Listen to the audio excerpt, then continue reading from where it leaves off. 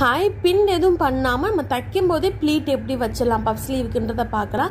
First ஒரு எண்டுலேருந்து தைக்க start பண்ணுறீங்க 1/2 இன்ச்லேயே.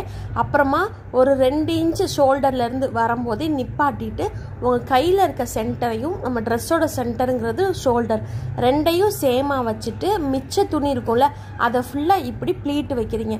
இந்த ப்ளீட்டு வைக்கிறது நம்ம லைனிங் பக்கம் தான் வச்சு தைச்சிக்கிட்டு இருக்கோம்.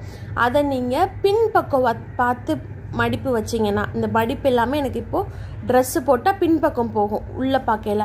இப்படி தைக்கும்போது ஆப்போசிட்டில் வெளியில் நம்ம திருப்பும் போது நம்ம ட்ரெஸ்ஸை போட்டால் நமக்கு ஃப்ரண்ட் பக்கம் பார்த்து மடிப்பு வர மாதிரி இருக்கும். அதனால் மடிப்பு எந்த பக்கம் பார்த்துருக்கணும் ப்ளீட் அப்படிங்கிறத பார்த்து ப்ளீட்டை வச்சுக்கோங்க. ஒரு சென்டர் முடித்து 2வது பக்கம் வரும்போது ஒரு ப்ளீட்டு மட்டும் வச்சுட்டு இந்த பக்கத்தில் அப்படி தைக்கிற மாதிரி வச்சு பார்த்து எக்ஸஸாக இருக்கதையும் வச்சுட்டேன். இவ்வளோதான் ப்ளீட். தேங்க்யூ.